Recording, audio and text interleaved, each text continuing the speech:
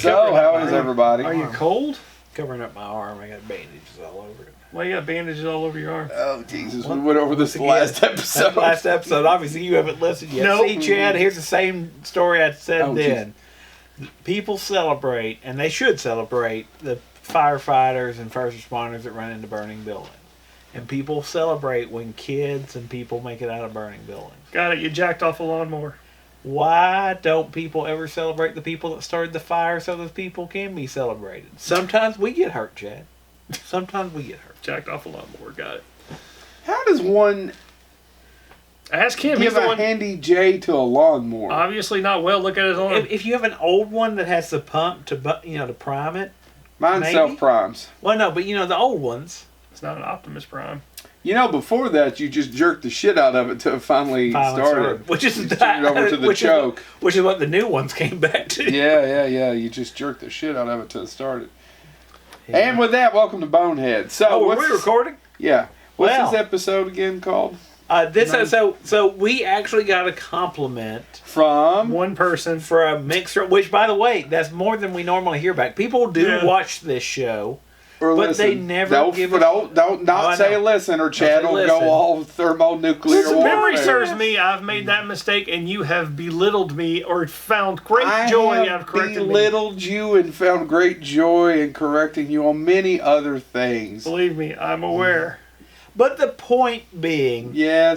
so the 1989 episode where we went through week by week 1989, talked about why 1989 is a great year for movies. Uh-huh.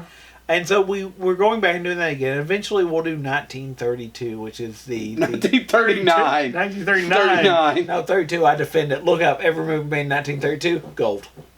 1939.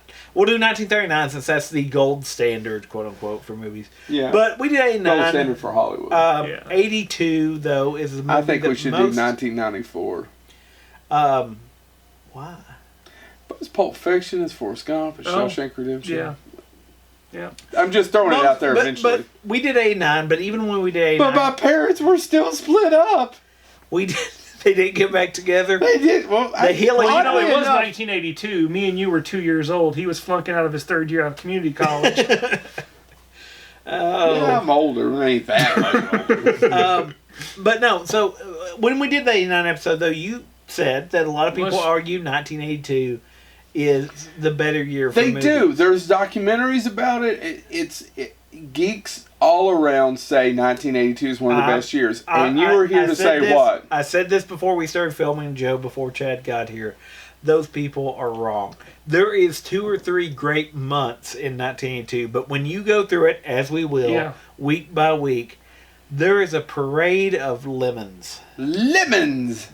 Liz Lemon. But you know, Lemons. I Very think right. we didn't do this in 1989, but maybe we should do this in 1982 because other than movies, there was some other significant pulp culture moments that happened in 1982. Nothing. Thriller. No. David Letterman's primetime talk show premiered. No. USA Today printed its first issue. USA Today came out in 1982? 1982. I didn't realize it was that young. Epcot opens. Well, okay, I'll give you Epcot. And- Epcot, maybe Thriller. That's a World of Tomorrow, Chad. And something that has infuriated everyone. Epcot. No. Thriller. The Tylenol. That was the year that the Tylenol was poisoned, and they switched to childproof caps. Oh. Pison. Pison. Gave one to my boy. Rock of Ages. Rock of Ages. And That's for you Ernest fans out there. Hope you're still watching, Wally. Yeah. And if you want to know what was popular TV-wise, we've got Magnum P.I., Dynasty, Falcon Crest, Hill Street Blues, and of course, Knight Rider.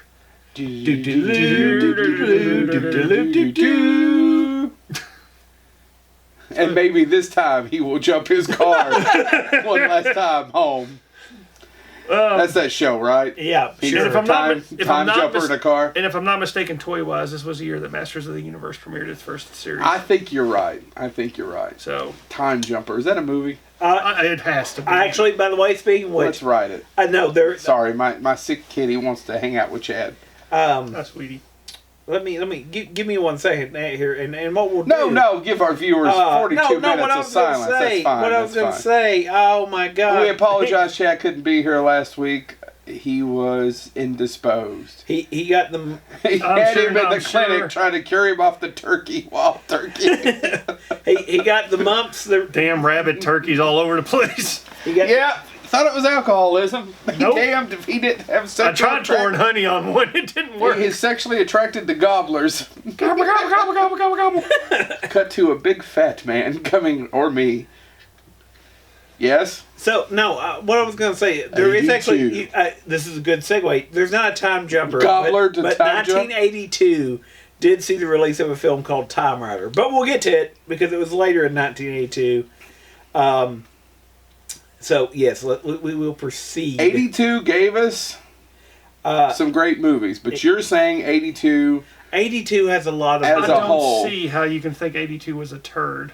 Because remember in 89 when we were like, man, I can't believe that movie came out against that movie. You know what never happened in 82? Like, there's 2 or 3 weekends where I'm like, oh man, those came out the same weekend. That's interesting. But for the most part, we'll just start going through. You just want to get started? Yeah, starting with January. Let's go ahead. January 15th was the first weekend that had a new movie come out that wasn't a holdover from the previous winter holiday. No, January 15th saw the release of these great films. And I know Joe's going to jump in because the first movie he's going to defend is the greatest piece of cinema that ever got released. Deep Rising. No, the Boogans? The Boogans! I've never seen it. Have you seen it? Boogans? A long, long time ago. Can you give me the plot? It's no. Oh, I can because I looked it up because I'm like, what the hell is a Boogan? I will tell you this. I think it's the Boogans. I love that movie as a kid.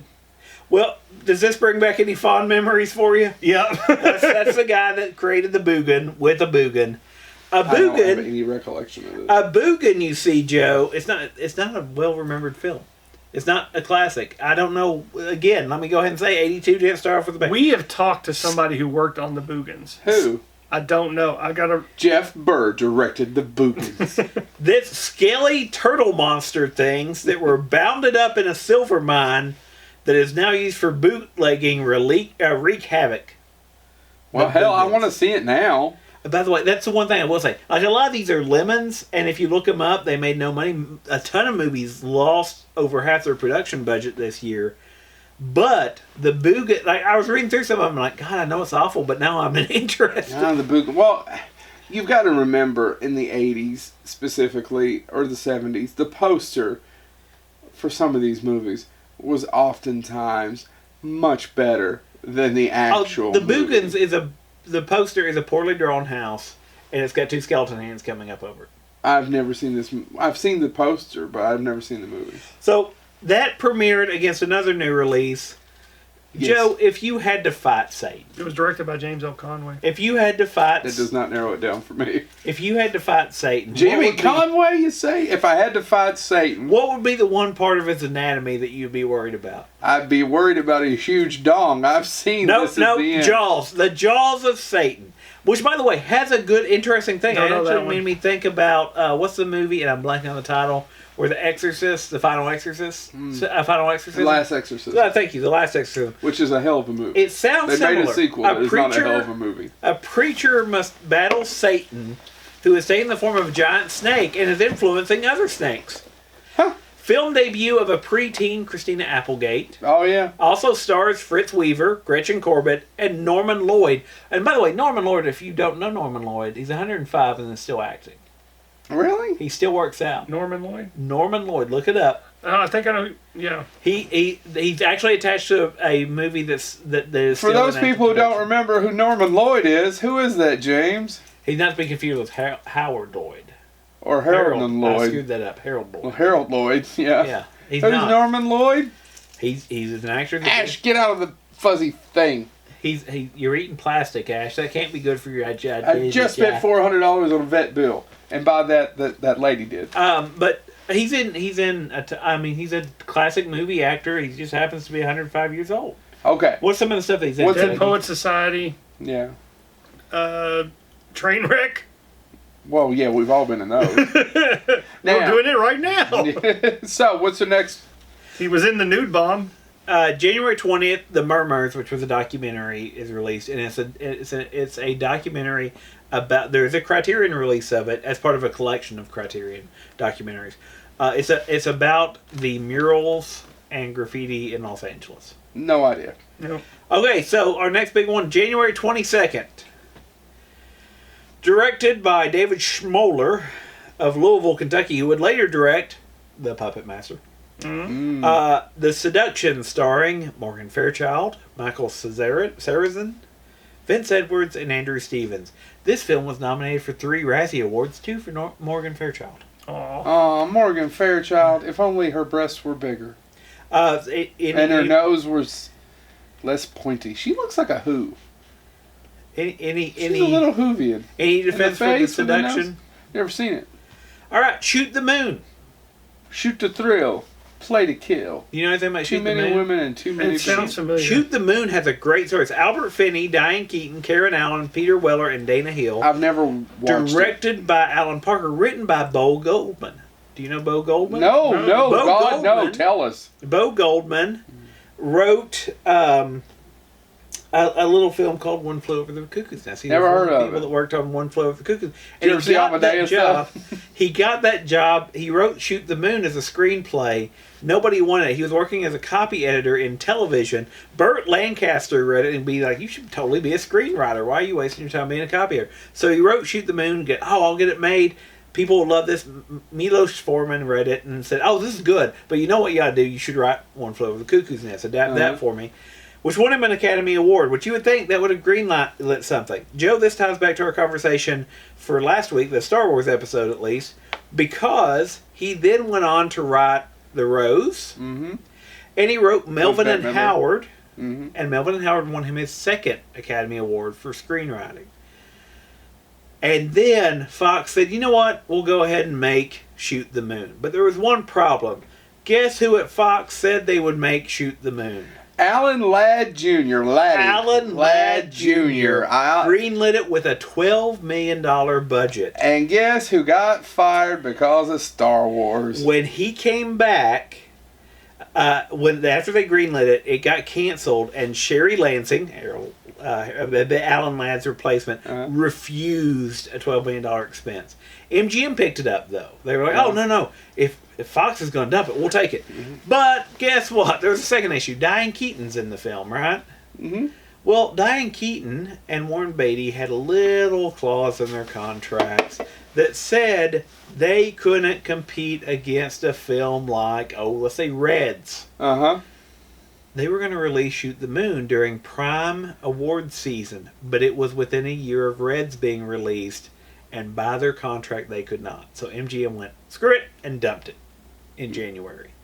It went on to get nominations for Finney and Keaton for Golden Globes, but because it's a slightly forgotten film. It premiered in January. Never seen it. Yeah. And also, the one, Bo Goldman, back on him, he also wrote another dog turd called Sin of a Woman. I was about to say, really? The film was really reviewed pretty well. Ebert said, despite its flaws, it's all about a family coming apart.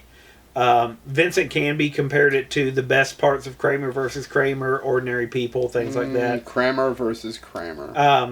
Can we do a divorce episode movie episode? Give me a couple more years, I'll be able to participate. Anyway, this just premiered Joe in a corner crying, "Mommy, Daddy, yeah, you need me." Kramer versus Kramer was good. This came out again. It's a little overplayed. I've honestly never seen it. Well, you no context. You're like a child. I wasn't judging Kramer versus. I was dreaming. I was judging you. In which case, you still have no context. Shoot the Moon. This family drama thing premiered against another film. What? Directed by Sean S. Cunningham from a screenplay by Victor Miller and Earl McRosh. Yeah. Earl McRosh, by the way, known also for Adventures of Buckaroo Banzai, New York, New York, based on a Mary Higgins Clark mystery novel. It starred Kate Mulgrew, Rip Torn, and James Naughton, who went on to be a Broadway director. Cunningham's first post-Friday the 13th film, A Stranger is Indeed Watching. Stranger. And no one remembers it. No one talks about it. Actually, there was a review later. People talk about Deep Star 6 more than that. Or maybe I talk about Deep Star 6 more than that. Well, there was a review. Because I like scenes in Deep Star 6. Which is a cool poster. But yeah, it does. And it's also directed by Sean Cunningham. There was a review relatively recently. There was, I guess, a retrospective of Sean Cunningham. And said that A Stranger is Watching is better than it gets credit for. But the diehards at the time expected, oh my God, it's by the guy that did Friday the 13th. It'll be splatter. It'll be, and it's much more about family. I've never seen it. And the other film that came out, this one, a little bit of a cult classic, I guess. This is the week of January what? This is 22nd. Okay. Vice Squad. Now, Vice Squad, there's a ton of films that have. It stars the former Mrs. Kurt Russell. Yeah. Season Hubley. Hubley, yeah. By the way, I follow her on social science. She's geography's good. She's a good actress. But she's also on Escape from New York. She is a huge animal rights activist. Who is she in Escape from New York? She's the girl in the Chock full of nuts. Oh, okay. That's his wife at the time. But by the way, Vice Squad is one of the most overused titles. I think there were 7 films called Vice Squad before this Vice Squad. Wasn't there a Vice Squad movie about 5 years ago? Yep. There might have been. I know that's the one I remember, and that's really, if you ever get a chance, even for '82, it's really gritty, and it's still gritty. Wings Hauser does 2 songs for the soundtrack as well, so I know you're. I didn't know he did the soundtrack. He plays in yeah. But yeah, check out Vice Squad. Very much of its time, but it's a gritty film. So also, and I read this one, I'm like, now I want to see, I said some of these, they failed horribly at the box office. And I have the box office numbers if you want to know what. No, we probably need to. But, so we jump to January 29th. Listen to this cast, and let me know if you may know this film, Joe. Harvey Keitel. Yeah. Jack Nicholson. Yeah. Warren Oates. Yeah. Valerie Perrin. Yeah. And Elpida Carrillo. $22 million budget, only made back $6 million. It was directed by Tony Richardson. Written by Derek Washburn, who was the co-author of The Deer Hunter. Waylon Green, who was the screenwriter of The Wild Bunch. And David Freeman, who did Broadway. What is it? The Border. I've never seen it. The Border. So far, January 1982 sucks. See what I'm saying? Nothing memorable. Vice Squad, to me, is the most memorable The Border is about basically this family living in California, husband and wife. She convinces him to move to Texas to work on the Texas border doing immigration patrol. And I literally was sitting there going, how is this not being aired every 10 minutes somewhere in America, given all the debate? But basically, the family, the husband gets led into doing human smuggling to get people across the border, but then he finds out they're taking some people unwittingly, they're taking children. And the big critique of it was, again, Vincent Canby, who most people remember Siskel and Ebert. Vincent Canby, though, was kind of their third elite reviewer of the time. Said the problem with it was that it was a situation that they created characters for. That the characters didn't feel organic; they just responded to. And he said it was a screenplay issue, but it's $22 million with Harvey Keitel, Jack Nicholson, and Warren Oates. I've never seen it. Yeah, I've never. What's next? Venom. I've seen that. A British horror film. It was released in England in 1981. Well, I saw in it America years ago. I can tell you very little about other than the snake part. Well, I'll give you some stories from it because this is what I want to talk about.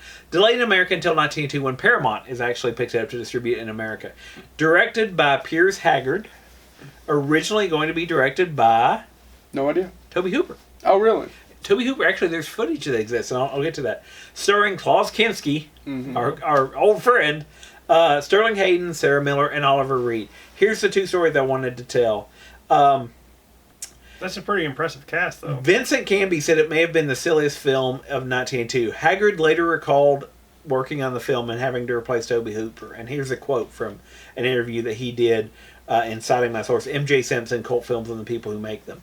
I took over at very short notice. Toby Hooper had been directing it, and they had stopped for whatever reason. It hadn't been working. I did see some of his stuff, and it didn't look particularly good. Plus, he also had some sort of nervous breakdown or something. So anyway, they stopped shooting and offered it to me. Unfortunately, I had commitments. I had some commercials to shoot. But anyway, I took it over with barely 10 days of preparation, and it shows. It doesn't become my picture. It's a bit in between. Oliver Reed was scary at first because he was always testing you all the time. Difficult, but not as difficult as Klaus Kinski. Because Oliver actually had a sense of humor, I was rather fond of him. He could be tricky, but he was quite warm, really. He just played games and was rather macho, and so on. Klaus Kinski was very cold. The main problem with the film was that the two didn't get on, and they fought like cats. Kinski, of course, is a fabulous film actor, and he's good in the part. The part suits him very well. They were both well cast, but it was a very unhappy film. I think Klaus was the problem, but then Oliver spent half the movie just trying to rub him up, pulling his leg all the way. There were shouting matches because Oliver just wouldn't let up. None of this was about art. All the things that you're trying to concentrate on tend to slip. It was just a very unhappy film. We should get... Is he alive? He was as of a couple years ago. Let's find him and get him on the show post-haste. Yeah. Klaus Kinski, you want to know what film he turned down to do Venom? No, which one? Raiders of the Lost Ark. Or is he going to be... Klaus Kinski in Kinski Uncut. Here's his exact quote. The movie Klaus Kinski did instead of Raiders of Lost Ark because he said that the screenplay for Raiders was, and I'm quoting here, moronically shitty. So he looked at the script for Venom and went, Venom, yes. So I'm assuming he was going to be the German person. Yes. In it. Yes. Yeah. That makes sense. So He'd have been very good at that. So there you go. I bet That's January. Spielberg dodged a bullet. He did. So January 1982. Y'all want to keep saying that 1982 as a whole? All right, January 1982 sucks. Let's move on. February 5th, we get a new one. I'd never heard of this film, and I want to see it. Maybe you all have seen it. The Night Crossing. It's a Disney film. Never heard of it. It's based on a true story, directed by Delbert Mann, who did The Touch of Mink, The Outsider, a bunch of other films, starring John Hurt, Jane Alexander, and Beau Bridges. Never heard of it. The film is based on the true story of the Strezick and Wetzel families, who on September 16, 1979, attempted to escape from East Germany to West Germany. Oh, I have seen it. Yeah. I have seen it. Yes, I have seen it. Yeah. I saw it on TV. I know the story, too. Yeah, absolutely. By the way, while filming this, Disney execs thought John Hurt might be a good voice actor and asked him to do the voice of the Horned King for Black Cauldron. Cool. So, The Night Crossing got us John Hurt as the I have seen it. I saw it on television as a child. That premiered. The only other film that premiered against that was Personal Best. I thought you might find this interesting. Produced, written, and directed by Robert Towne. It was a passion project of his. And it tells the story of the... Chinatown's Robert Towne, I'm assuming. For our listeners. He did with Chinatown, Greystoke. By the way, Greystoke he wrote, but it's not. If you look it up, it's not credited to him. It's credited to P.H. Zetzel or something. That was his cat. He didn't like the way it turned out, so he gave it to his cat. And Greystoke was nominated for an Academy Award. That is the only cat that's ever been nominated for an Academy Award. Look it up. I'm not making it up. That's a good story. I did not know that story. Good one, James. That's a good one. He also did... Coppola thanked him when he did one for The Godfather because Robert Towne did uncredited rewrites on The Godfather. Anyway, it stars Muriel Hemingway and Scott Glenn. But it's a story about the training, and the reason it's called Personal Best is it's a team that trained for the Olympics that the U.S. pulled out of because of politics. And so at the end, their records didn't matter. It was just their personal best. It failed horribly at the box office. And actually, he was going to originally be the director of Greystoke, but when Personal Best film failed, they wouldn't let him direct again. So he sold it, and that's why he credited it to his cat. February 10th. Only one film premieres, and okay, I'll give you credit. February has a little bit more. But we're in February now. Yeah. Okay, so January, Dumpster Fire. Yeah. February. So far, now early February. I think I've seen Venom as a child. I want to see it again. Stop biting, Ash. February starts as a Dumpster Fire. You've already got over illness. You don't want to catch something else. February 10th, though, I give him a little bit of bright light, though it doesn't come from Hollywood. It comes from Germany. Das Boot. Das Boot. The boat. Yes. Or as they call it in Germany, the boot. And Das Boot, if you've never seen Das Boot, boots. If you're a big fan of House of the Dead, that's where those jokes come from. Yes.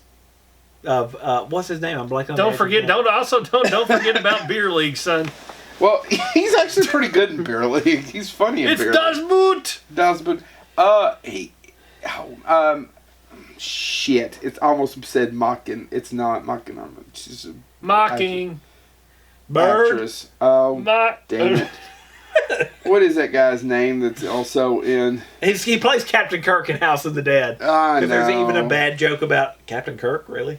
Yeah, anyway. Okay, we'll move ahead. February 12th. So this you're heading toward a romantic Valentine's Day weekend. What are you going to see? Well, Venom. This Is it film, still playing? yeah. Of course, Klaus Kinski. What could possibly go wrong? Actually, this film saw 8 movies released. This film saw 8 movies This released. weekend, I'm sorry. That's okay. 8 movies released in one weekend. The Amateur, which was a Canadian film that was released in 81 up there, but not till 82 here. Mm-hmm. Directed by Charles Jarrett. Starring John Savage, Christopher Plummer, and Arthur Hill.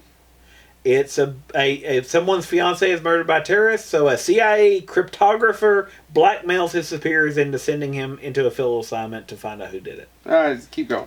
Don't know, never saw it. The Beast Within, directed by Felipe Mora. That one I'm familiar with. Would later do Howling 2 and 3. Mm-hmm. Screenplay by Tom Holland. Yep. Based on the then unfinished book by Edward Levy. If you find the book now, they're not overly close. Starring Ronnie Cox and B.B. Bish. I know Ronnie Cox. You would know Ronnie Cox from RoboCop and Deliverance. So I mean, you want to say anything about that film? There's not really. I haven't seen it. I probably saw it as a child, but have no memory of it. Basically, it's there's a humanoid beast thing that rapes somebody, and then 17 years later, the child starts to show the same thing, and it's this evil being that passes on genetically, and at the end of the film he's killed, but he has already raped somebody, and implies that it will repeat. Right. Hashtag Me Too Beasts. Yeah. Cannery Row came out this weekend. Have you seen Cannery Row? Nope. Based on a John Steinbeck novel, adapted by David S. Ward and William Graham. Directed by David S. Ward. What did David S. Ward He wrote the screenplay for a film called The Sting, and he directed Major League and Major League 2 and a bunch of other stuff. That's where I know him. Starring Nick Nolte. Don't bite, son. Deborah Winger, and John Huston. Huh. It is based on, again... Now, I don't know that we're going to be able to give the description of every single one of these movies. I want to talk about this one, though, because it's based on Steinbeck. But you want to talk about And you would think, no, there's some of them I'm not going to. Are there some grapes in that one? I would hope you would Maybe some anger? Well, shit, you haven't said anything I can remember. Why do I keep interrupting? What I want to, but y'all kept saying 82 is a great year, and then said, James, let's do it week by week like we did last time. Well, I'm enjoying it. Go. Cannery Row, though, it's a lesser known Steinbeck work and all that stuff, but basically it looks at people. The fishing is drying up, and the canneries are closing, and everything's bleak and horrible and all that stuff. The problem was, actually, the best quote about it, I will say, is MGM head of production David Begelman later said he should not have greenlit the film, saying it was beyond the reach of the filmmaker to realize the wonderful, wonderful values he had in his brilliant script. Basically saying David S. Ward wrote a script that he was not capable of making as a director. And that's all I want to say about it. So I want to go back and watch it now. Because, but the other one that actually more people know now, and I can't imagine watching this as a Valentine's film, but there you go, is La Guerre des Fjords. I don't speak French. How about I just call it Quest for Fire? Directed by Jean-Jacques Annaud. Starring Ron Perlman and Ray Don-Chon. And other people, but screw him. It's Ron Perlman and Ray Don-Chon. You want to say anything about Quest for Fire? They quest for fire, Chad. I haven't seen it since a kid. I haven't either. Again, it's funny that I'm listening to Ron Perlman's memoir. They came up with the language. It's not... It's caveman language. But you're right. They had linguists develop it, doesn't it? Yeah. So it would be... It was not a hit, right? No. It was a bomb.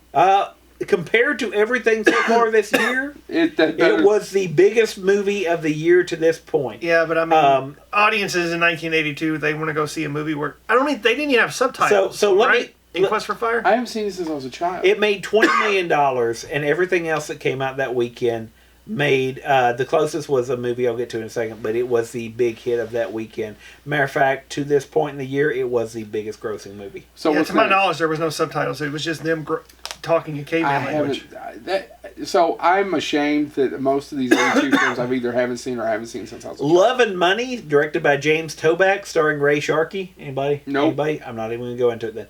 Making Love, directed by Arthur Hiller, starring Kate Jackson, Harry Hamlin, and Michael Ontkean. Am I saying that right? I know who Arthur Hiller is. This was actually supposed to be a big movie, and they were going to launch it in the summer, but not quite the Alan Ladd Jr. story. Yeah. But you see... his friends call him Laddie. There was another issue. Which is true. It was supposed to... So they completed... it was, again, supposed to be released. But unfortunately, Marvin Davis, who was a Denver oil tycoon, had purchased 20th Century Fox in 1981. Uh-huh. And Making Love is a story about a guy that's in a marriage, but he also starts to realize he's interested in men. And it's played very much as kind of a romantic comedy type thing. And it's actually based on the author, and I'm forgetting who the screenplay was written by, but he said he had 3 friends who, unrelated, just came out to him going, yeah, I'm married, but I've slept with a guy. And he said, I thought, well, that'll be a great screenplay. However, when this very conservative oil tycoon, Marvin Davis, bought it out, at the first private screening of it... He threw down his cowboy hat and said, cornflake on the ding, ding, ding. Actually, he said, I'll edit this somewhat, you made a GD slur against homosexuals movie, and he stormed out. And so... Firing pistols in the sky going...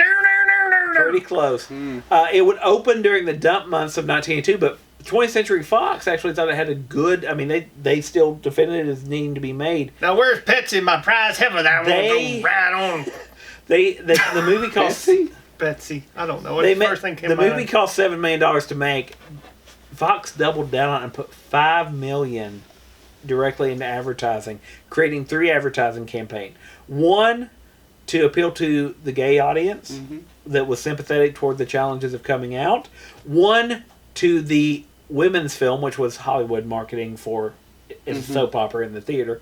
And then one for the cinematic milestone of this is a movie about gay romance. Yes. It premiered actually very well in its opening weekend against Quest for Fire with $3 million, which was better than they thought. The problem was they then saw it expand to double the amount of theaters because it had such a great opening weekend, and then it bombed completely. And they realized very quickly they had been successful. It's just that there were only $3 million worth of people that wanted to see it. Yeah. There you go. This is one I actually want to see as well, and y'all may have seen this. Missing, directed by Costa Gravas, starring Sissy Spacek and Jack Lemmon. Never seen it. Concerns the real-life disappearance of American journalist Charles Horman, who disappeared in the bloody aftermath of the U.S.-backed Chilean coup of 1973. It's a big deal when it came out because it actually attacked the American government for their involvement in that. Uh-huh. Of 1973, I said 83. That would have been time travel. It's oddly enough, it's got very positive reviews in retrospect now, and it's available as a Criterion film. Huh. So if you've never seen Missing, there you go. All right. And the last one. Damn, James. I told you the 8 movies this weekend. One from the Heart, directed by Francis Ford Coppola. Huge bomb. Starring Frederick Forrest, Terry Garr, Raul Julia, Natasha Kinski, Harry Dean Stanton, and Rebecca De Mornay. Frederick Forrest is the lead male in that movie, right? Yep. And God bless him. It's a beautiful film. I would say it's completely watchable, but whoever thought Frederick Forrest could be a leading man to pull people into a theater? Do you know who did the soundtrack? Out of the crazy. Yeah, but I don't remember. Tom Waits and Crystal Gale. Yeah. Ooh. I know. It's cool. I want to see the film now. I No, do too. you guys never seen it? Nope. It's beautiful. It's shot on a soundstage, and it's all very operatic, like it's a play kind of thing, and I'd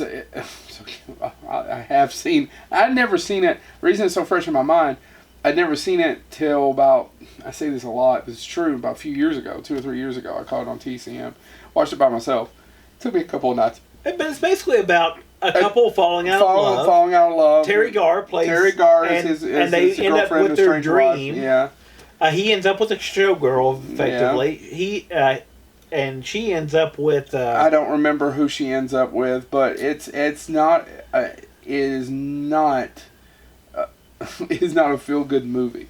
But it's very but it pretty. does end I haven't seen it in a long time. I don't remember. Well, it's on 2 or 3 years, but you should check it out. I think at the end, she is getting you ready can see to Terry leave, Garr topless in it, if that makes you feel any better.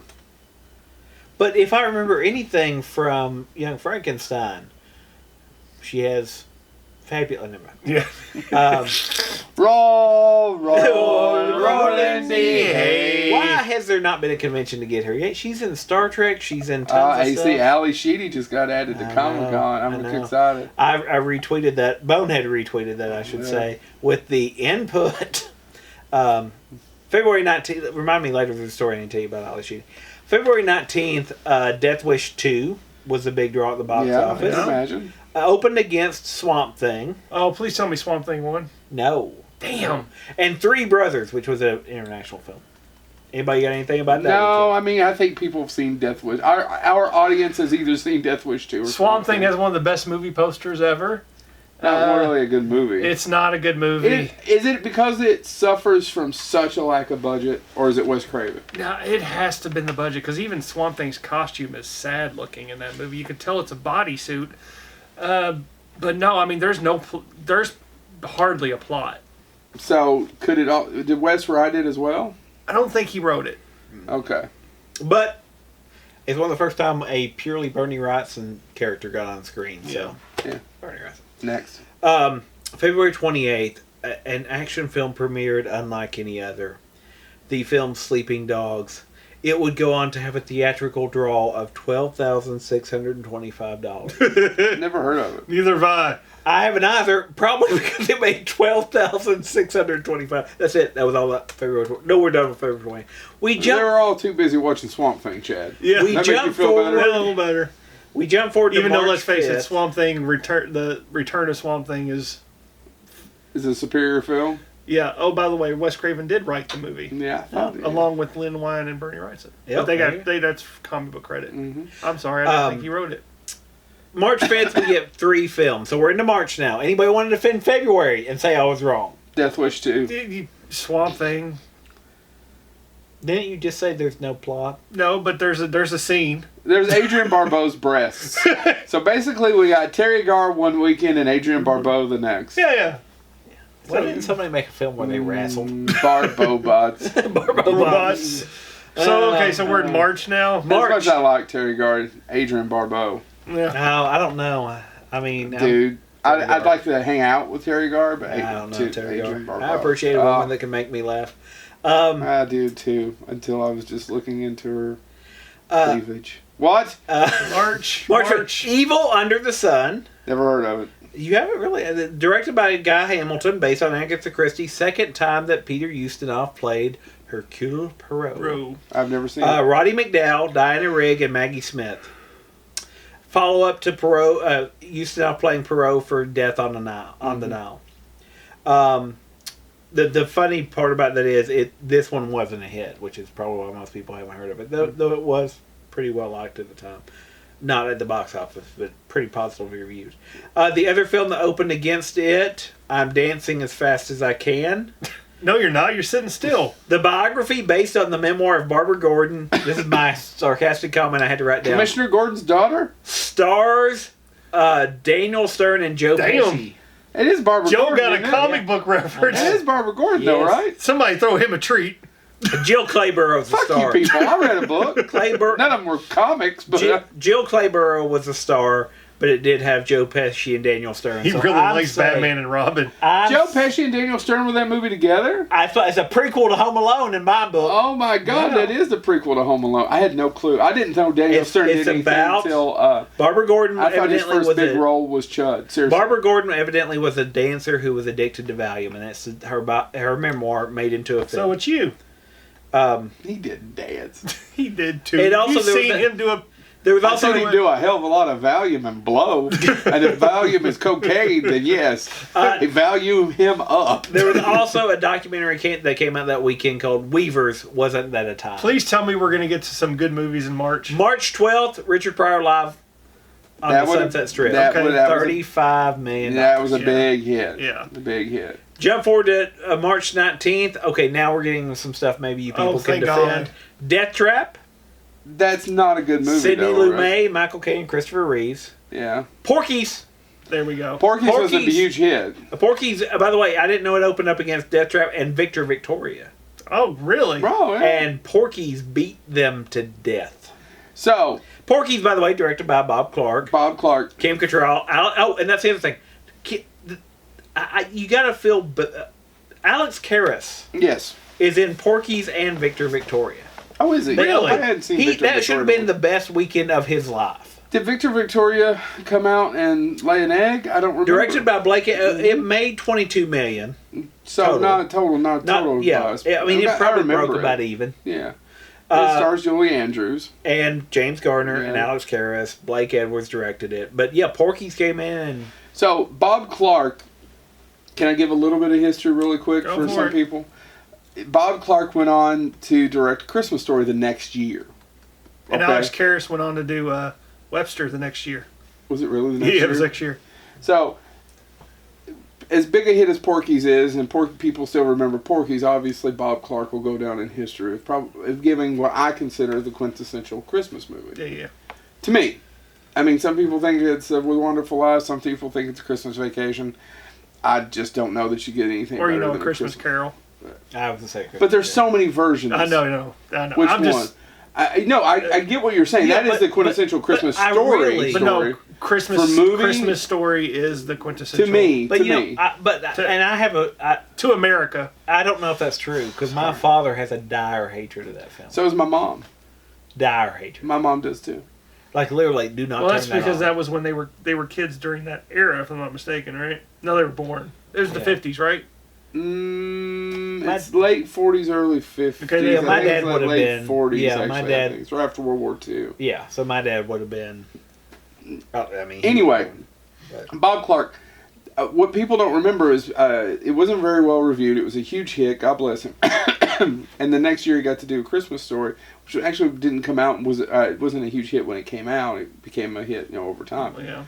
But that's Christmas movies. Bob Clark was famous and had won an Academy Award for directing that one Sherlock film. Not the Academy, the Canadian Academy Award for the Sherlock film. I can't remember the name of it.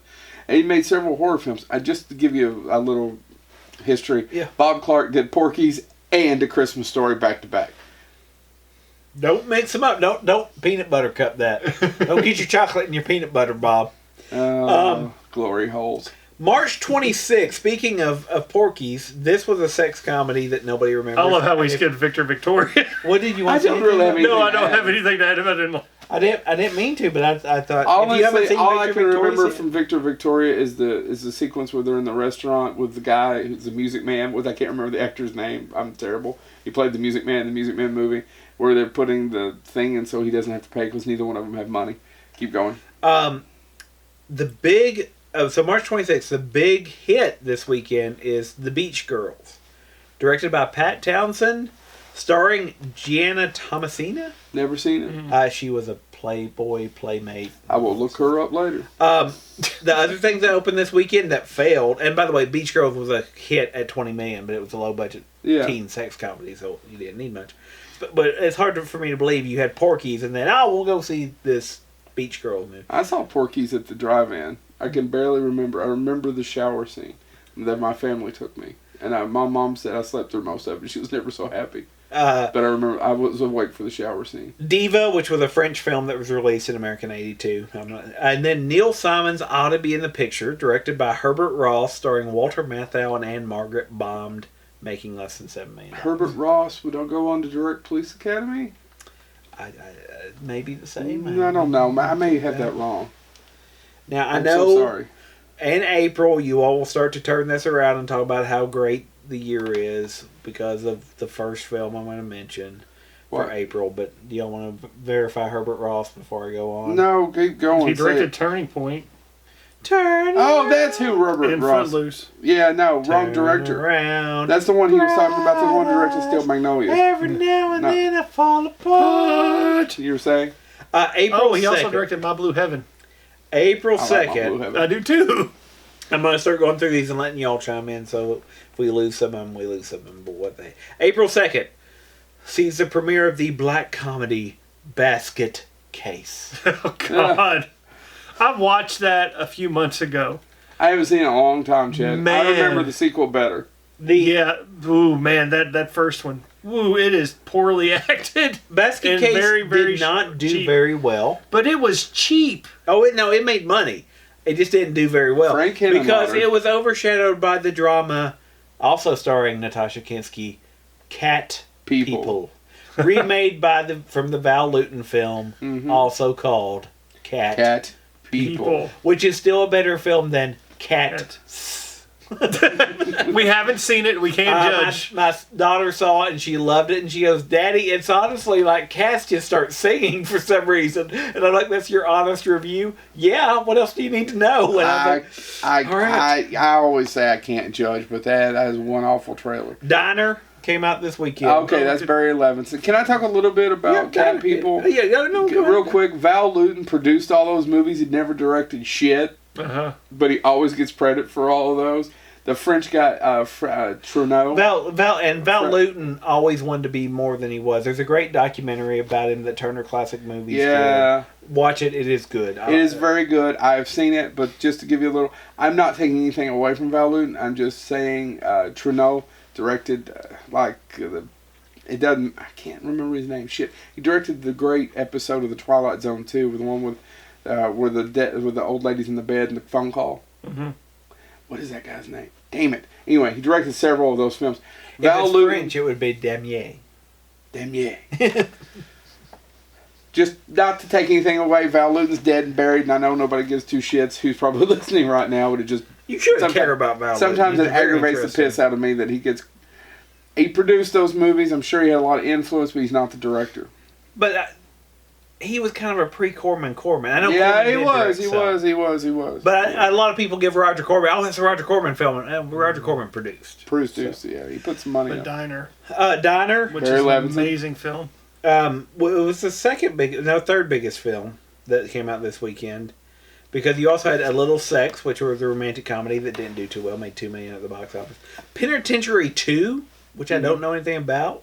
Do y'all know part 1? No, I've never seen them, but I've heard of them. I've seen it. Penitentiary 2 its total at the box office for its entire run was $662,000. So I guess we didn't get Penitentiary 3. No, how much is that?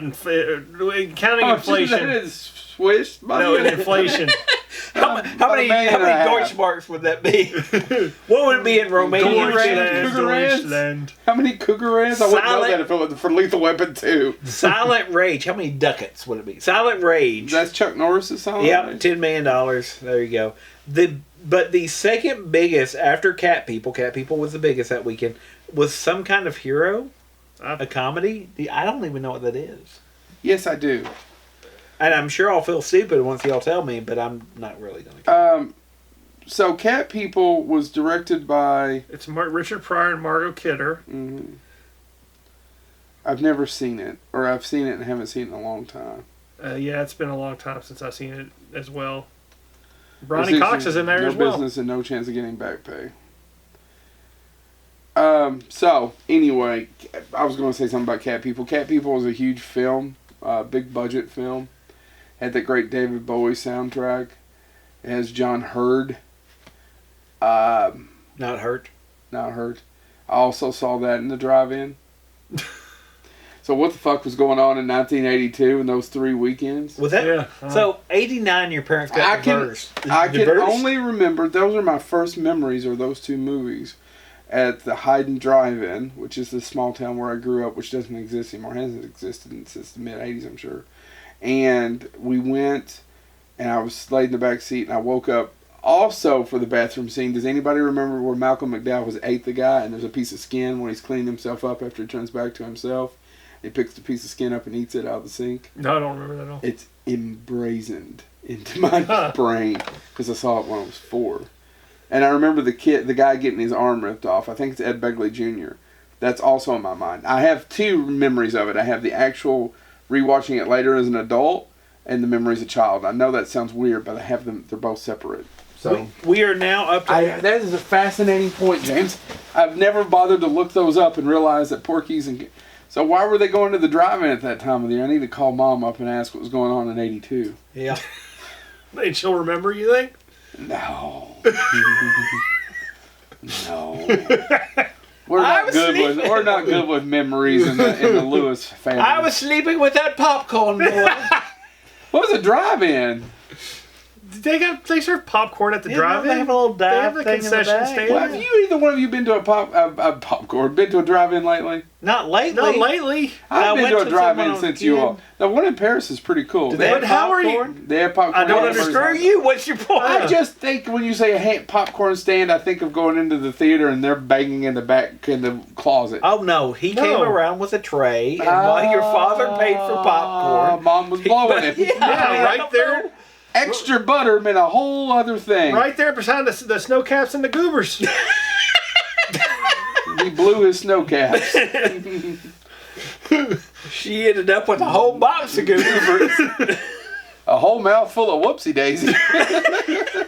April 16th saw the release of Wrong is Right. Anybody? Right is wrong. Anybody? She also had a mouthful of Mike and Ice. But they were actually Mike and a guy named Ike. How Eisenhower got to the Heiden Drive-In in 1982, past death, to have coitus with my mother. Don't cross the streams, Ike. Oh, zombie Eisenhower. Wrong is Right, by the way, is a satire of American news reporting, covert agency, and political systems, directed by Richard Brooks, starring... You know what Mike and Ike were? They were some good and plenties. No, Mom was with good. Sean Plenty. Connery, George Grizzard, Robert Conrad, and Catherine Ross. Anybody? No. Anybody? No. Wrong is Right. It's basically trying to be network except for news. There you go.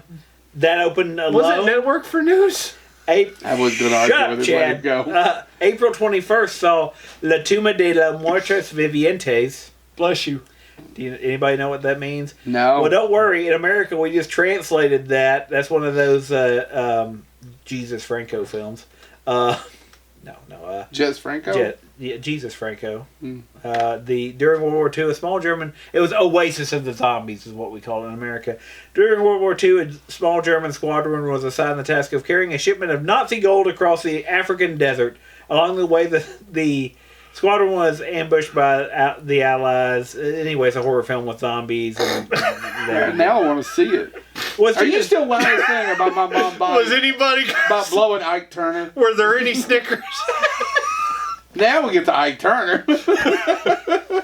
Jesus Franco. It's one of them Jesus Franco films. She went down the Milky Way. There you go. I'm trying to ignore her chat right now. So April 23rd, we get 3 films released. If You Could See What I Hear, a drama. Anybody? Well, if you just read it out, I could Anybody? tell me. Do you even know what it is? No, never heard of it. Don't care. I'm moving on. National Lampoon's movie Madness. What? No one knows that one. What's the other one that nobody remembers? Don't worry. There's it came out several. in 82 as well. Yeah, There's 3 National that came out in 82. Lampoon's, And The Sword and the Sorcerer. that I remember. Yeah. Yeah. April 30th. That's another one that the poster's better than the movie. Yeah. April 30th. We're getting near the end of April already. Good Lord. So far... AC/DC Let There Be Rock. I didn't even know there was a documentary, and I'm a fan. It made $52,590 during its release. Well, I would have went. To the hide and drive. Obviously, your If I mom could wasn't. have picked a weekend where Mom wasn't there. Were you an Ace of Base? Ace Were of Base you fan? an Ace Yeah, of I Base? saw the fucking sign. Then it opened up my eyes. I saw the sign. The horror film Next of Kin, not to be confused with the Swayze Quazy one.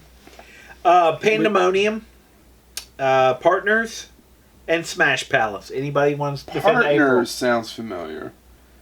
It was a comedy that made $4 million. All right, so when do the good movies start coming out in 1982? Partners, dude. Partners. See, they're You remember partners. No. May. We're to May. Are Oh you my starting to see where I'm coming from? yeah, 89? James, damn. May starts turning around though. May 7th, Forbidden World, The House Where Evil Dwells, and Paradise is May 7th. Forbidden World. We can't talk about it. Unlike Our Love, which is forbidden. I know you're making a joke, but what is Forbidden World? That's one I didn't look up, but let me do so. No, very don't quickly. worry about it. No. We'll fill time. silence. We'll fill time. Chad, quick, Charlton. Charlton. Well, I'm trying to come up with more of his mom's sex and candy. I smell sex and Joe's mom here.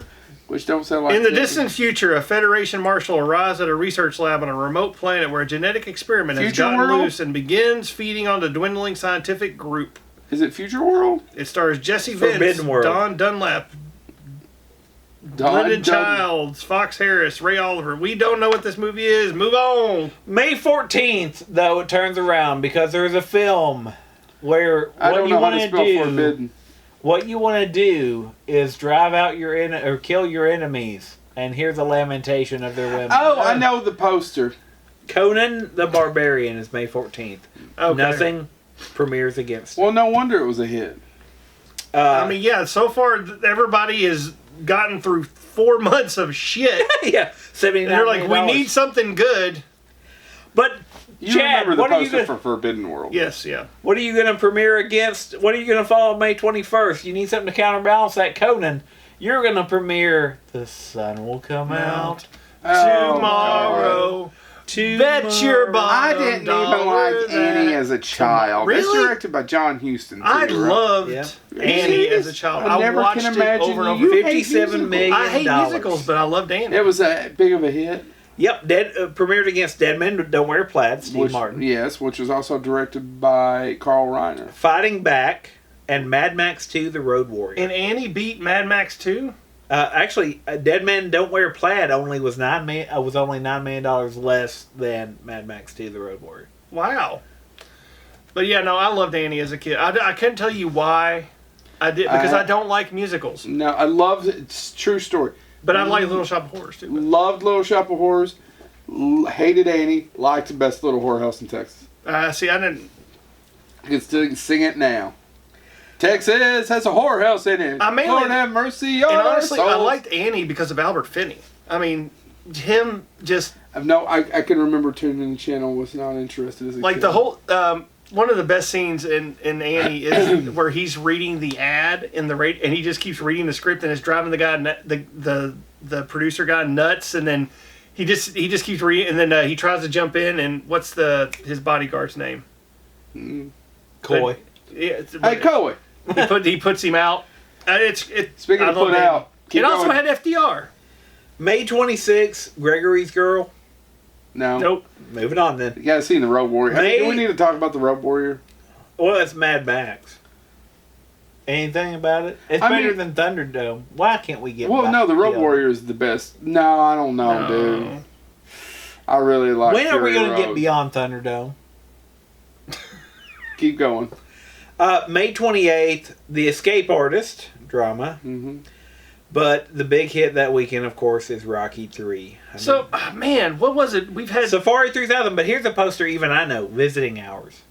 Yeah, I've seen Visiting Hours. But this is That's crazy. the one with the skull in the hospital. Yep. Yeah. We're in April, so That's Michael May. Ironside's This the is villain May. in that. May. Michael Ironside's the villain in that. It's So- Canadian produced film. Jesus, I could talk about Visiting Hours. 4 months of nothing, and then you have 3 weeks in a row of Conan, Annie, Dead Men Don't Wear Plaid, Mad Max 2. Rocky Which one 3. do you Rocky think? 3. Which ones of those though? I think Conan and the Road Warrior are the two that people talk about the most. What do you think? Now, Geeky people. Yeah. Yeah, the most money was Rocky 3. Rocky 3 though is killer. for me. Yeah, I guess. But no, in terms of geekiness to this day, Conan and Mad Max. Yeah. But Rocky 3's right up there. It's the All right. other than the first one, it's the best Rocky movie for me. Whatever, Rocky 4. I Rocky love Balboa. montages. No, Rocky 4, no. Montages, dude. Rocky Nothing but Balboa. montage. No, Rocky 4, though, Yeah. is the most 80s. film Rocky ever. and Rocky Balboa. Yeah. You could just skip it and go to the next one. June 1st, Attack Force Z. Heard of it, but never seen it. June 4th, Hanky There's Panky. nothing. Is that a weekend or did it come out early? It came out early. Attack Okay. Force Z. Okay, June 4th, you're going to start getting into. This is the month I'll let you start defending. Really defending. And Yeah. we're only over an hour into the show. Poltergeist premiered against Hanky Panky. You know Hanky. Everybody knows Hanky Of Panky. course. Poltergeist, see though, Joe, is a film where there's these noisy I ghosts. actually have never seen Hanky Panky. What I is was it? being I sarcastic. know, but I'm telling you, I have no idea what it is. Poltergeist opened against a little film called Star Trek II: The Wrath of Khan. Those Which one opened number one? Poltergeist. But Wrath of Khan, this is their total box office. Obviously, Poltergeist won overall, 121 million. It's a big movie. Star Trek II: The Wrath of Khan was 96 million, almost 97, which would have put it way, way above what it cost to make. Right? Yeah, it would. They cut 2/3 out of what they spent on the emotionless picture to make. Now, so Hanky Panky, just as an FYI, was directed by this. I don't know, this guy. Some people like him. His name was Sidney Poitier. Yeah. And it starred Henry Rosenbaum and David. Oh, sorry, that was the writer. It starred these people named Gene Wilder and Gilda Radner and Kathleen Quinlan. Anyway, nobody remembers it because it opened up against Poltergeist and Star Trek II. And I'm a Gene Wilder fan. I've never seen it. Yeah, it's directed by Sidney Poitier. Now I've got to go back. Too. Okay. Now I've got to go back. I may be wrong, but check it out. I've got to go back and catch Hanky Panky. So, was Wrath of Khan ever number one? Do you know? I don't think Wrath of Khan was ever number because we should do 84 too. The interesting thing is, people forget. You know what came out with Ghostbusters same weekend? Gremlins. Ooh. Gremlins, I don't think was ever number one, but neither was hit. You all schooled me on. Neither was Little Mermaid. Yeah. Well, I didn't know. Yeah, it never was. It was a huge hit. All right. So what's next, James? So after that weekend, which was a pretty big weekend, obviously. So Poltergeist was a huge. Poltergeist and Star Trek 2 were huge movies in my childhood. I loved them both. All three of us loved those movies. Who allegedly directed? I didn't like Poltergeist. You don't like Poltergeist? I like it now. Didn't as a kid. Hated it. Loved it as my childhood. No, I was bored to tears. Bored to tears as a kid. Yeah. And you're watching Annie. I don't know why I'm your friend. I don't know either. Can we end it? Yeah, sure. All right. Poltergeist was. I lost my place. Sorry. So, the next film, though, Poltergeist, Tobe Hooper directed, but some people say who directed it? Spielberg. Well, guess who had a movie premiere the next weekend? Spielberg. June 11th, this stupid alien shows up. Again, not one of my favorites. E.T. the I appreciate it now as a grown man. But you hated it as a kid? I did not like it as a kid. But Joe... And I have not seen E.T. as a grown man because I despised it so much as a kid. I need to go back and rewatch it. I have a hard time watching it without crying. Now, at 30-something. Well, I'm 40. I'll be 42. I'm 41. But in my... old. Yeah, I know. In my 30s, I rewatched it, and I have a hard time now. Even if it's... I have a hard time not crying. Huh. By the way, Star Trek The Wrath of Khan was made on a budget of $11 million and made $97 million. So, so you've got E.T. E.T. though buried one of your other favorite films. I don't know if it didn't come out for another 2 weeks, did it? They didn't come out the same weekend. No. I'm talking about your favorite all-time musical and your mother's, Grease 2. Did they come out the same weekend? E.T. June 11th was E.T. and Grease 2. And Grease 2 never stood a shot. No. So you ready to move on? Anybody want to add anything about Grease 2? Okay. June 18th, Author. Yeah, with Al Pacino.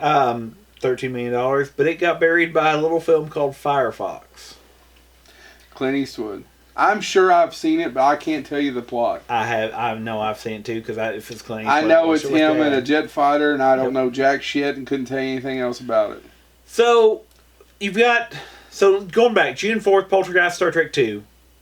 Buried in the American conscious. You've got E.T. the June 11th. Yep. June 18th, okay, a little bit of a bide there. June 25th.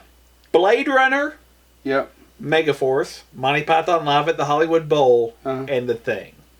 I didn't realize Blade Runner and The Thing came out the same weekend. And Blade Runner, which is also generally considered not a huge hit, was $39 million. But yes, all of those bombed. Matter of fact, Monty Python Live at the Hollywood Bowl, which is really well regarded now, actually only made $328 million during its original run. You mean 328,000? Yeah, I'm sorry, 328,000. Yeah. What was number one the week that those came out? Do you know, was it still E.T. 3 weeks later? Yeah. Still E.T. E.T.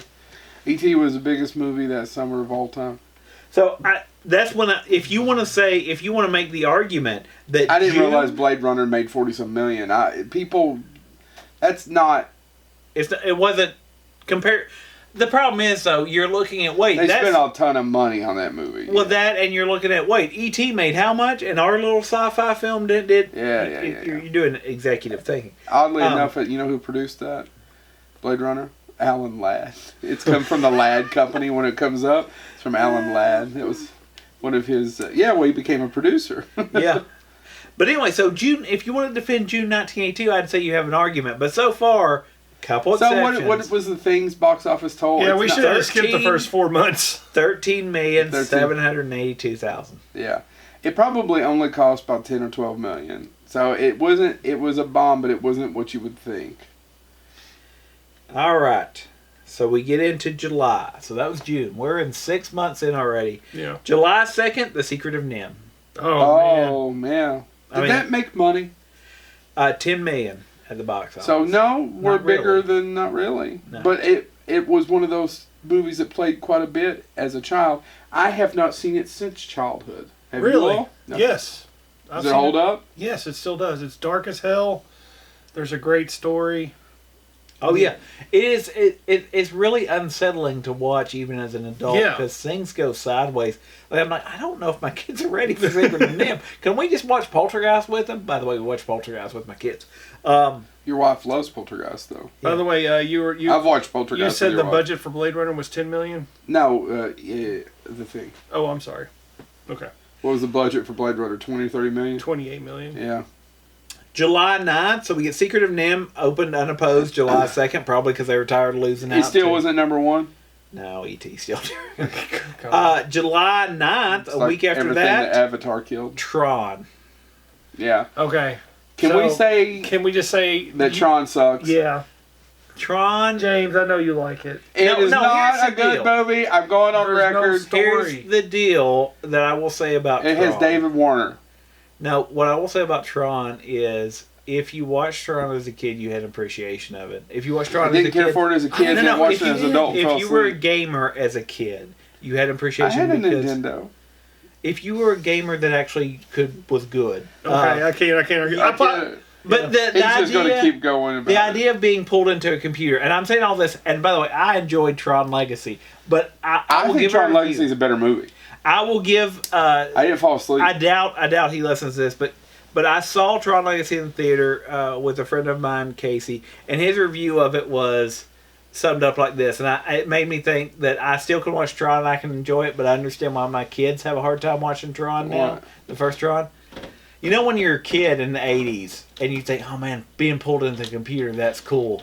And being able to interface with the computer. And he goes, but when you grow up with the computer and all of a sudden in the teenage years you encounter the internet and you can actually be pulled into a computer now, Tron isn't as cool as a concept anymore. And I was like, that's probably a fair critique. And it's why Tron Legacy is completely different than Tron. I enjoyed Tron Legacy. I don't know. I never need to watch it again. I didn't watch it till a year ago. But no, Tron is of its time completely, and I'm not saying that even... It is very fondly remembered for some reason. Yeah.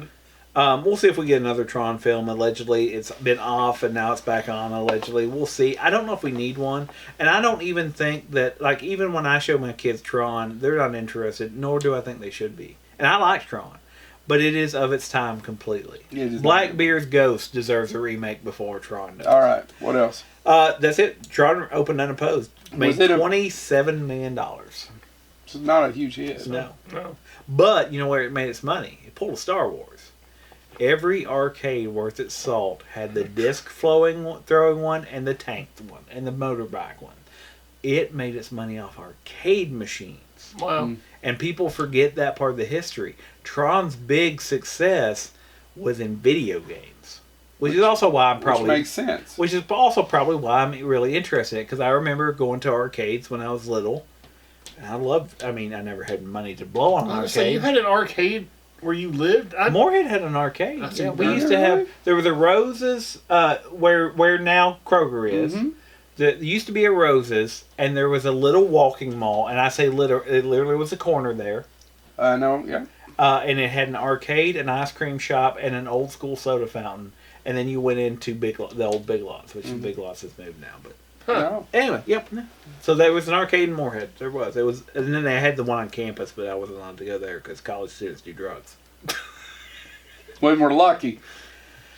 July 16th, we move on. This is a film, the month that a film or the week, I'm sorry, where a film that was released that would revolutionize cinema, would change the way we thought about adoption, and also influence the way we thought about racing. I refer to, of course, Six Pack. Six Pack. Kenny Rogers. Did it open number one? It actually, of this weekend, it is not the biggest hit. Young Doctors in Love. What the hell is Young Doctors in Love? It's I don't know. directed by Frank, Marshall. Let me just go through all the movies that opened. Kamikaze 1989 was a thriller suspense film that opened at 22. Oh, I'm sorry. Total box office intake was 22,000. Young Doctors in Love is directed by... A Midsummer Night sex comedy opened this weekend. The Return opened this weekend. Six Pack, Summer Lovers, and Young Doctors in Love. It is directed by Marshall. Why can't I think he's director of Pretty Woman? Frank Marshall? That's not Frank Marshall. Gary Marshall? Gary Marshall is directed by Gary Marshall. Yeah. I'm not trying to read your list, but I noticed that you have a big fat 0 next to The Return. Does that mean it made no money? Or it was not documented. Okay. Whatever it made. I mean, because this is they retroactively pull these numbers, Okay. so if they can't find them, they zero it out. Anybody have anything else? Six Pack. If you've never seen Six Pack, it's Kenny Rogers. I've seen it as a child, but I haven't seen it. That's what I saw. He's a NASCAR, right? Yeah. Mm-hmm. Or I don't know. They become his pit crew, Yeah. which would be illegal. Well, not in Victorian England it wouldn't be. I'm referring to Charles Dickens. Oh my God, can we make that film? Kenny Rogers is a Victorian chariot racer. Would you please go? July 23rd. Joe, I know you're excited because it's the best little whorehouse in Texas. I did. Was it a hit? Opens against The Challenge. Made $69,701,000. So it's a big movie. But Opens against The Challenge, The World According to Garp, Which I and love. Zapped. Zapped. with Scott Baio. I'd never seen that till a couple of months ago. I've tried to get Joel Shepard on. She shows her breasts on that movie. In that movie, she's in Return of the Living Dead. She has said she'll do Bonehead, but she's never done Bonehead. Yeah. But just to say, somehow or another, over time, she posted on her social media. She's maybe in that movie for 2 minutes. Uh-huh. She is now the third listed person Huh. For Zapped. for Zapped. It's not a good movie. No, I didn't think it was. It's not a good movie. But The what World was it? According to Garp is got some good acting. $30 million. in it. John Lithgow's in it. He's good. I enjoyed it. Are we ready to go on to July 28th? Oh my God. Yeah. An officer And a gentleman. and a gentleman. That was a big hit. $129 million. There you go. Which actually, You know, opened on Chad, if you just let love lift you up where you belong, where angels fly. It What opened people don't on realize Wednesday. is when Lou Gossett Jr. punched him in the nuts, it hurt the gerbil. Oh, that's an obscure joke. I don't know if it's obscure. Even Family Guy's made Lou. It's not obscure. It's just not.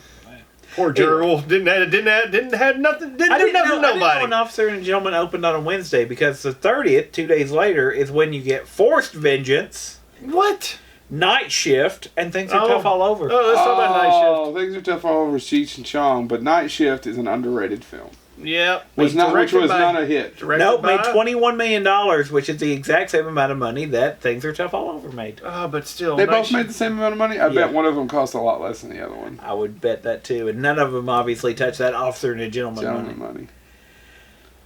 So we're through July now. Mm-hmm. We ready for August? I forgot Night Shift came out in 19... I really like Night Shift. Night Shift. I haven't seen it in a long time. Yeah. It still holds up.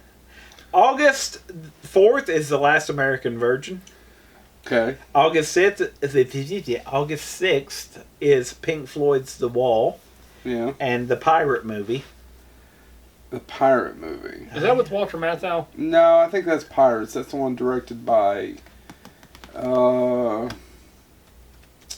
Manson Killed My Wife. Roman Polanski? Roman Polanski directed Pirates. Was like an exclamation point. Yeah. That's not a good movie. No, it's not. I can't find Pirate. Oh, The Pirate Movie. Here it is. Christy A McNichol. parody homage to Gilbert and Sullivan's Pirates of Penzance. Yeah. Yeah, no. We can pass that one. Yeah. Christy McNichol, Ted Hamilton. The Ted Hamilton. Oh, can I go really back? If you watch the making of the really in-depth one of The Thing, Yeah. When John Carpenter, Kurt Russell, and everybody showed up on Universal's lot to shoot, it wasn't, hey, welcome to the thing. It was welcome Dolly and Bert. Because at the same time, they were shooting the best little whorehouse in Texas on Universal's lot. So, it was welcome Bert and Dolly. And the pirate movie. August 9th, The Nest. No. No idea. August 13th, though, again, Fast Times at Ridgemont High. Yes, I can. Friday the 13th, Part 3. Which was in 3D. The Soldier and Tempest all came out that weekend. Now, which one opened number one? It has to be Fast Times. It's Friday the 13th. Yep. Well, shit, really? Friday the 13th made $36 million. Fast Times only made 27. I bet you God, that Friday the movie's terrible. 13th never cost more than $2 to $3 million. Man, it's terrible. Even that's directed by Steve Miner, right? Those I think 2 and 3 are directed by Steve Miner. I just remembered, I didn't know it was in. I was a kid when I saw it. I didn't know it was in 3D, and just watching Jason squeeze that guy's head and the clearly. Oh, it's been a long time. The eyes pop out, and it's like the fake glasses eyes, but they did it to make it look in 3D. And I didn't know it was in 3D. I was like, why the hell is that look? Even as a kid, I was like, that looks cheap as shit. August 20th, one of the great films of all time, The Beastmaster. Oh. Was that a hit? No, it made $10 million. I mean, didn't think so. for the budget, Yeah. yes. But compared to everything, no. Mark Singer, right? Yep. Mark Singer. Beastmaster opened, though. Help me. Don Cheadle. Don That's not Coscarelli. That's Don not true. Coscarelli. It actually is the reason why he left Hollywood, is to keep making independent films. It was such a bad experience. I can imagine. But Beastmaster opened up against the class of 1984, and a lot of people don't remember the class of 1984. Joe, do you want to tell us what the class it's of a Malcolm 84 McDowell, right? Yeah. And what? You want to? Yeah, it had Malcolm McDowell. Well, I'm trying to think of who else is in it, but Malcolm McDowell is the one that's sticking in my head. It's directed by Mark L. Lester, if I'm not wrong. Yeah, I think he actually directed the sequel, which had Pam Grier for some inexplicable reason.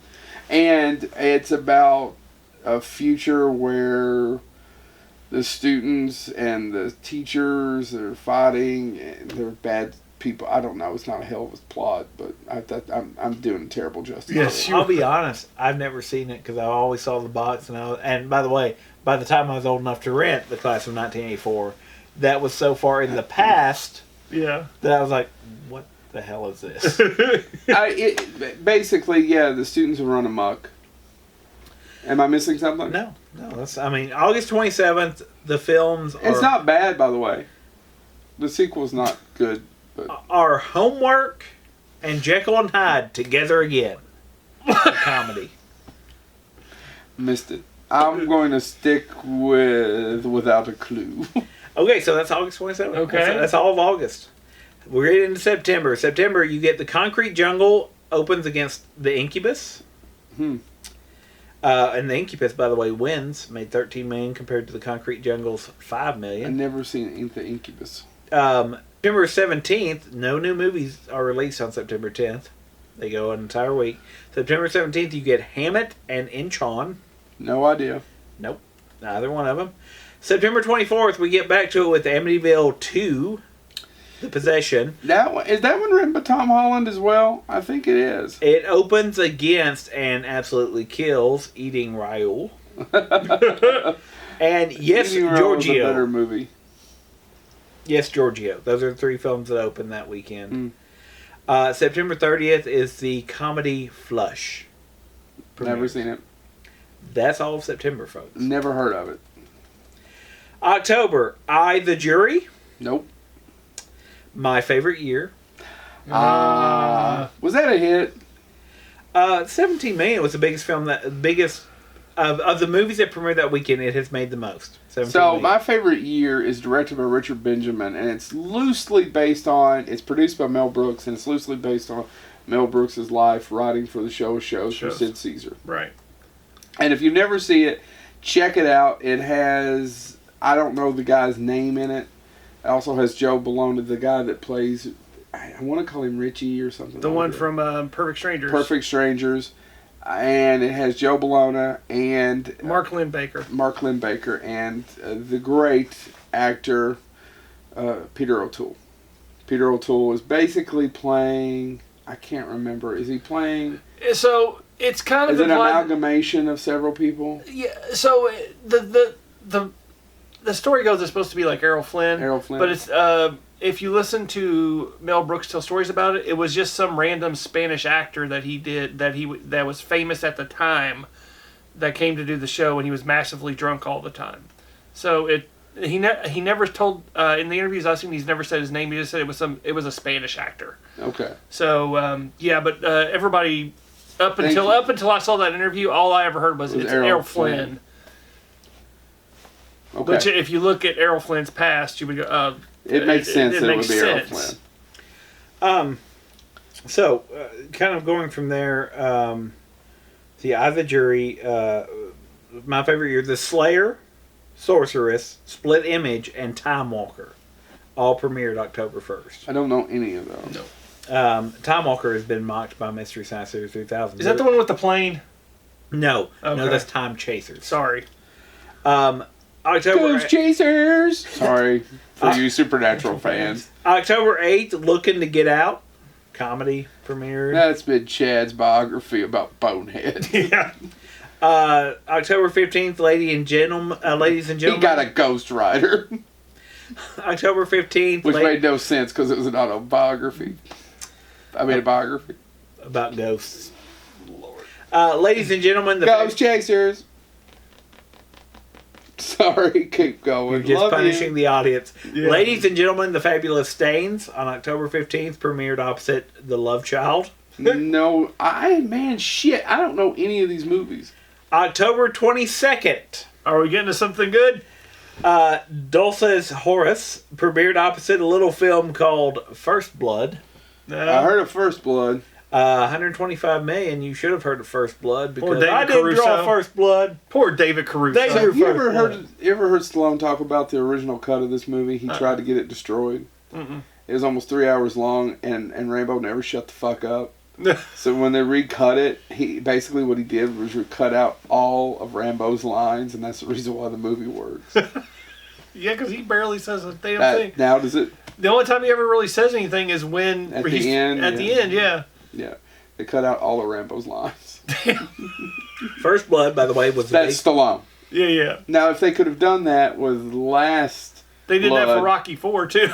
If they did that with Last Blood, not only would that movie have been even shorter in an hour and 20 minutes, but he talks a lot in that, James. You have to admit. Oh, no, dude! But I literally, like I said, I was having a bad week. I wanted to go to something I didn't have to think about, terrible, and I Chad. got exactly Chad, what I you wanted. gotta watch it just to let me know. I don't even think it's almost. It's barely a movie. It's not really a movie. How does it compare to The Rock in Walking Tall? The Walking Tall Rock is good fun. It's 70 minutes long. It's 70 minutes, but it's dumb fun. Johnny I Knoxville. think that's better. That's because that's how I felt about Last Blood. I didn't go in thinking I'm going to have a. I think the Walking Tall remake is better, and I think the one where Schwarzenegger plays the sheriff is better than that one too. What about the sequel to Walking Tall with Kevin Sorbo? I never saw it. You're, sir, not a cinephile. No, I don't like touching kids. James! in the movie theater. Anyway, so October 22nd, First Blood premiered opposite Halloween 3 Season of the Witch. Woohoo! Poor Halloween 3. By the way, First Blood box office total 125 million. Halloween 3 14. Worse off than Halloween 3 though. But you know, I bet that was not technically, I bet they didn't lose a dime on Halloween 3. Maybe not. I don't know. But there's no way they spent more than $14 million in 1983 on Halloween 3. This was a film. 1982. This was a weekend though with 6 films because another film that premiered this weekend is Jinxed. Yeah. And Monsignor and The Cinder all came out that weekend. The only ones that made money would be First Blood, Halloween 3, and actually Monsignor. And I don't know Monsignor. Has it got Robert De Niro in it? Doesn't matter. Halloween 3 is the most underrated Halloween film. There. I agree. We've talked about it before, though. We did a whole October episode. 29th, right before Halloween, 2 films came out that weekend. It came from Hollywood, which is by the way, documentary. budget for Halloween 3, $2,500,000. They made money there. It came from Hollywood, a documentary. Theatrical release made $2 million looking at Hollywood monsters. Mm-hmm. National Lampoon's Class Reunion. Class Reunion is the one I was thinking about. $16,550,000. Yeah, nobody cares. Nobody cares. Nobody cares. So it's no senior trip. We're to November now. Mm-hmm. November 3rd, The Man from Snowy River. There's so many of these damn movies. I've said this so often. I'd never seen that till a year ago. Huh. Had you? Mm-mm. Have you ever watched it? Mm-mm. It's got Kirk Douglas in it. It's an Australian film. It's about horses. And they shoot horses, don't they? Was that a big hit, The Man? Because they did their sequel called The Return. $20 million. Because they did a sequel called The And Return. it was an international. That's American box office, $20 million. It was an international hit. Yeah, it was an Australian film. There's two starring movies Kirk from Douglas. 1982 that he still hasn't mentioned. I want to know when they came out. Well, if I get one 82, I'll get to them. Or they Will didn't. you? I'm just saying words. Okay. Okay. Do one more.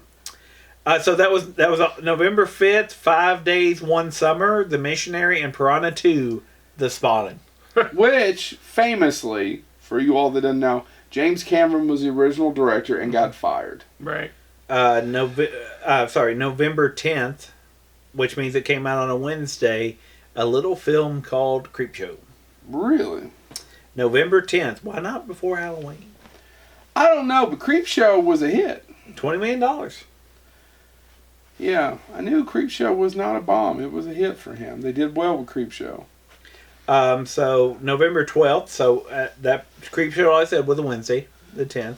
On that Friday, you get Alone in the Dark, not to be confused with the modern one. Mm-hmm. Come Back to the Five and Dime, Jimmy Dean. The hell? I've heard of it. It's based on a book. Yeah, and I hadn't seen it. Or if I've seen it, I don't remember it. The Slumber Party Massacre. Mm-hmm. Oh, that's one of those D movies that still holds up to this day. They Call Me Bruce. Yeah. And let's see. White Dog. Oh, yeah. So, White Dog is directed by Sam Fuller. But I didn't think it was ever released in America till later on. I had to get it on DVD about 8 or 9 years ago because I couldn't find it. Because I don't even know if it came out on video in America. Do you all know what it's about? Nope.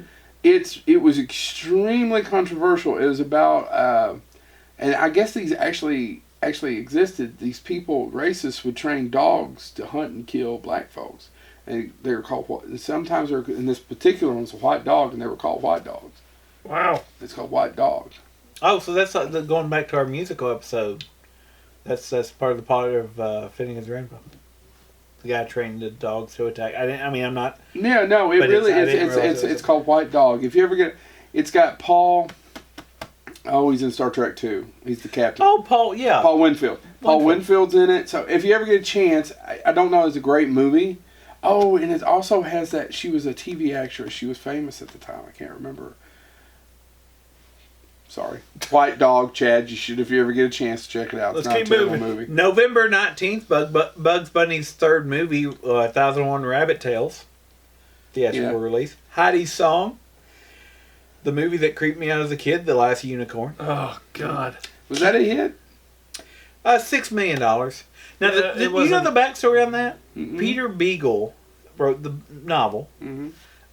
And I think he may still be alive. I'm not sure, but I read an interview with him probably 10 years ago, where they really did him dirty on that film. Like, he did not get the money he was promised. Uh-huh. He did not, and I know for a while he had fiscal problems, even though that movie made money. Really? Because they basically said, we'll pay you a percentage out of profits, and of course, as we know, because of so many stories we've heard, Hollywood accounting means that man never saw any money, and he signed away the one of his most famous stories. But that movie, I loved it as a kid. It gave me nightmares. I don't remember. It does feature, by the way, and the now late, and we haven't talked about this, but Renee Aberjones has passed away. Yeah. And he's in it. So, Q. So was Jeff Bridges. Q, the Winged Serpent.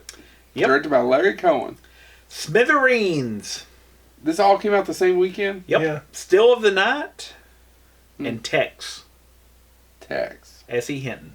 The lady who wrote The Outsiders, right? She wrote Tex as well, of the book. So, all that came out the same weekend. The winner overall for box office, by the way, is Tex. Hmm. Made $7 million overall. Everything else I listed, less than $7 million. Nobody remembers Tex, though. I couldn't tell you I've ever seen it. That's I'm sorry. And then November 30th, again, a week later, November 26th, nothing comes out. It's a dead weekend. November 30th, Inseminoid comes out. The horror film. You would think Thanksgiving would have had more movies coming out at that time. I don't understand what's going on. Inseminoid. That's it. December 8th. So we're into December now. You get... By the way, here's a loaded weekend. 48 Hours. What could make more money than 48 Hours? What film could you premiere against 48 Hours? I can't believe 48 Hours was not the #1 film when it came out. Because they premiered against a film called Gandhi. Oh my God. Gandhi made more money than 48 Hours? $127 million total box office by the end for Gandhi. 48 Hours made 75. Well, that's a big hit, but 48 Hours wasn't the #1 movie that weekend? I think it was #1. I think Gandhi made more of it. Yeah, over time. I just had the Oscar film. I didn't put the order. I just did the thing. Yeah. By the way, the loser that weekend and still made money was The Verdict. Man, 3 With amazing Paul movies Newman? in 1 week. Yeah. Verdict came out the same one. All right, so we get into December 10th. Here's a loaded weekend in a different way. Airplane 2, the sequel. Which actually I enjoy. I do too. Mm-hmm. Savannah Smiles. No idea. Sophie's Choice. Well, I've made one of those on here before. That championship season and The Toy. The Toy! I By the have way, fond memories of The Toy. It's directed by Richard Donner. Overall box office winner, The Toy. That's U.S. U.S. What's the box office on The Toy? $47 million. So it was a hit. And The Toy, not only did I love the movie as a kid, but I was also jealous of the collection Of toys. of toys. I wanted every single one. That, and the other movie where I was jealous of the toys that was featured, Walk Like a Man. I haven't seen it in a long time. All right, so we go from that weekend. Oh, man, Toy. December 15th, premiering on a Wednesday, we get the film Honky Tonk Man. Oh, God. Clint Eastwood had 2 movies out the same year. Yeah. Was Honky Tonk Man a success? No. $3,700,000. Yeah, so not a success. It's, by the way, one of his darker films, if I'm remembering correctly. I have seen it, but James, I haven't seen it since I was a young man. It's pretty. I may be I bet I've only misremembering. remember Call scenes me in it. out. Call me out, people, if I misremember. If it was a Die Hard. They fan, haven't if it was listened. fan. They stopped listening A long back in time April. ago. But if I remember correctly, basically Clint Eastwood plays a guy drinking himself. It's almost an updating of basically the Hank Williams song story. In my mind, is how I remember it. Anyway, December 17th, 2 days later, following Honky Tonk Man's Wednesday premiere, you get Best Friends, The Dark Crystal. Best Friends is Burt Reynolds and Goldie Hawn. They're screenwriters. Yep, I haven't Friends, seen that till a year or two ago either. Turner Classic Movies, man. Dark Crystal, Yeah. Francis, 6 Weeks, Trail of the Pink Panther, and You mean Tootsie. Trial of the Pink Panther? No, Trail. So Trail of the Pink Panther. There's a did trailer? Burt did he direct 2 movies that year then? What? Shit. Director of Victor Victoria, the director of Pink Blake Panther. Blake Edwards. Edwards directed 2 movies that Let year. me see. Was Trail of the Pink Panther with the one without? It was the dad from Blossom. You're talking about Bill Bixby? No. So He directed a bunch of those. Blake Edwards did Trail of the Pink Panther, No, was this- directed by okay, Blake this is with Edwards, Peter Peter Sellers. Sellers, David Niven, etc., Uh-huh. etc. But yes, and I thought the Dark Crystal, by the way, would do that. I did not realize what a big hit Tootsie was. 177 million. Oh no, Tootsie came out that same weekend? Yeah, it's Tootsie, Trail of the Pink Panther, 6 Weeks, Francis, the Dark Crystal, and Best Friends. No, Tootsie was a huge hit. Yeah. Huge. The 177 million. Second, Was the Jim Dark- Henson ever make a movie where it was like #1 and popular, or did it was just over time? I don't think there was. Does the Dark Crystal make any money? It made $41 million. So it total did box make office. some It money. made money, but it wasn't #1. Yeah. But Best Friends made 36. I mean, $5 million difference, and you know which one of those was easier to shoot. I'm telling you right now, Best Friends does not hold up. I love Burt Reynolds, but it's... No, I'm just saying. December 20th, Clean Slate is released. Actually, it's a French film. It's Coup de Turon, but they remade it into Clean Slate with Dana Carvey. Dana Carvey. And December 22nd, the last film that was released that year, the comedy Kiss Me Goodbye. Really? Never heard of it. And that's it for 1982. Wow. I stand by my thing. I agree. It's a less interesting message. Overall cultural impact, 1989. Now, 1982 has some great films, but when we went through 1989, it was, oh my God, how did that get released the same weekend? And how was this loaded? And 82 had great films, but it didn't have... It's like all the great films were spanned over like 2 or 3 months. Yeah, there's nothing... June, November... Now, 89 was a more interesting year.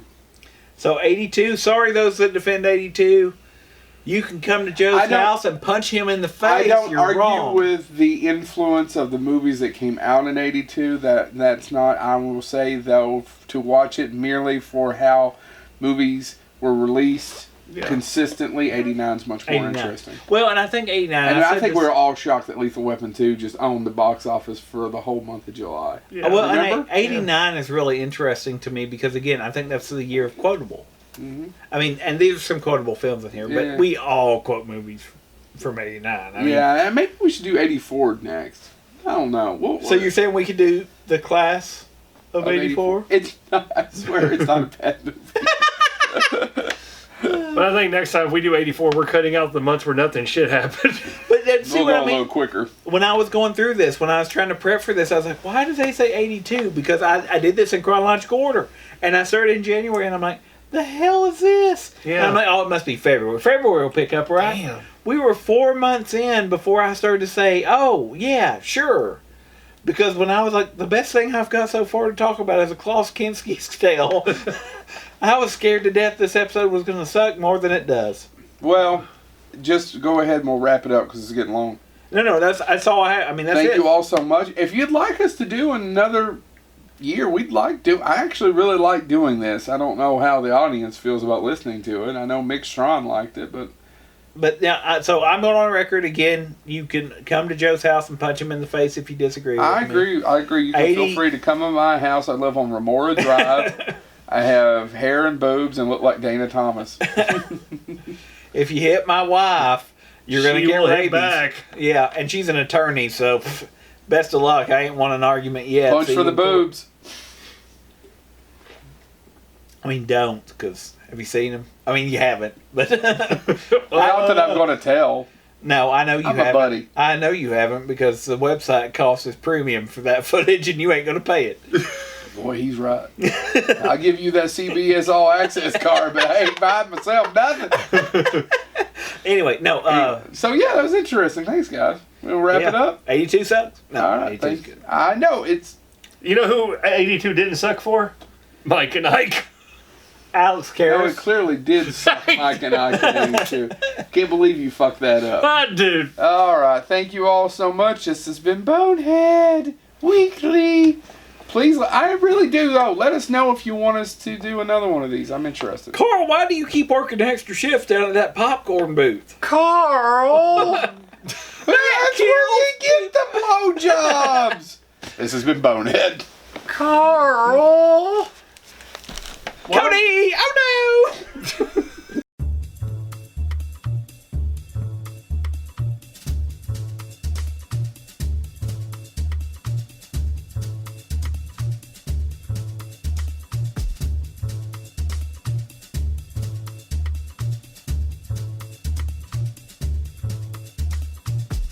no!